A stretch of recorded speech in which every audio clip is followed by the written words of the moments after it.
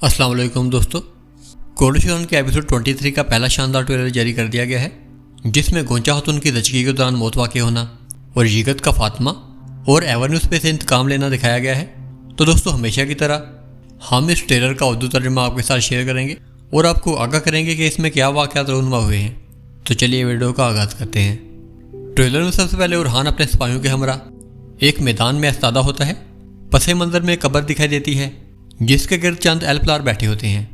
मंजर बदलता है। एस्पोर्चा खातून स्याह चोगा पहने एक इबादतगाह में मौजूद होती है और पसे मंजर में जलते हुए दियों की सुनहरी रोशनी मंजर को रूहानी और पुरस्कार कैफियत दे रही होती है। उससे अगले दिन में मलहून खातून, गोंचा और नीलोफर खातून एक साथ मौजूद होती हैं। नीलोफर के चेहरे पर बेचैनी नुमायां हो रही होती है और वह मलहून खातून की जनाब देखते हुए संजीदा लहजे में सवाल करती है, हमारे सुल्तान कब आएंगे?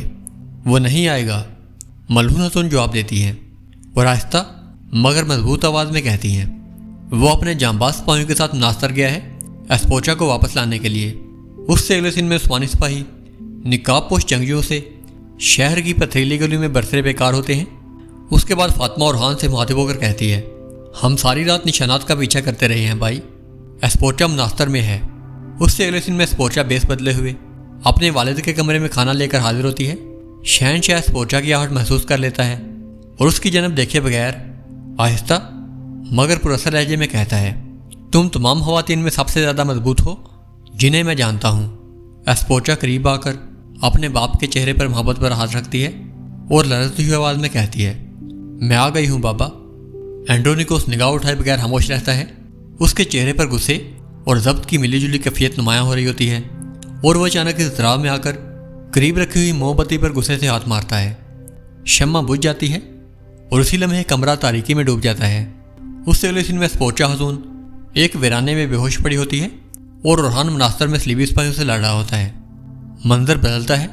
नीलोफर खातून और गोंचा खातून अपने अपने कमरों में परेशानी के आलम में खड़ी होती हैं और धमकी भरे लहजे में एक चोगा पहने शख्स की गहरी और सर्द आवाज़ सुनाई देती है, तुम्हारी बीवियाँ भेड़ियों और गिद्धों की खुराक बनेगी, बस इंतज़ार करो। उससे अगले दिन में आग में जुलता हुआ वही शख्स जंगल के एक खामोश गोशे में अपने सिपाहियों के साथ फातिमा और एवेन्यूज़ पे के सामने स्याह चोगा पहने खड़ा होता है और एवेन्यूज़ हैरानगी जाहिर करते हुए पूछता है, तुम कौन हो? अचानक वो शख्स चोगा उतारता है और भयानक और बुरी तरह आग में जुलते हुए चेहरे के साथ जाहिर होता है। मुर्दा तस्वर किए जाने वाले शख्स को अपने सामने देखकर वो दोनों साकत रह जाते हैं और फातिमा चेहरे पर हैरत लिए बारी सांसों के साथ कहती है, जिगत। उसके बाद मंजर बदलता है। जिगत के सिपाहियों ने एवेन्यूज़ पे को जाल में बांधा होता है और फातिमा को मजबूती से जकड़ा होता है।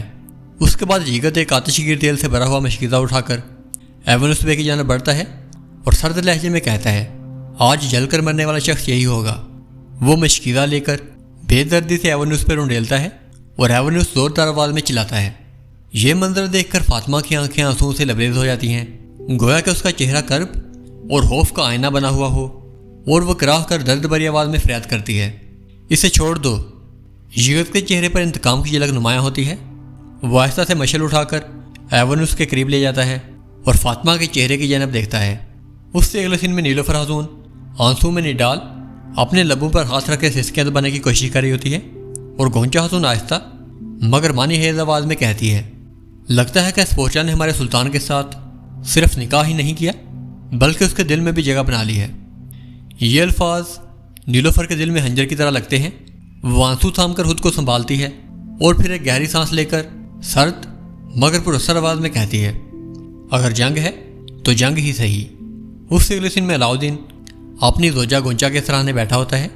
उसके हाथ में एक नौज़ादा बच्चा होता है और वो उसकी जानब नम आँखों और मोहब्बत भरी निगाहों से देखकर कहता है, मेरा बेटा। फिर उसकी नज़र गोंचा की तरफ उठती है। गोंचा की आंखों में भी आंसू ठहरे होते हैं मगर फिर सब कुछ ताकत हो जाता है।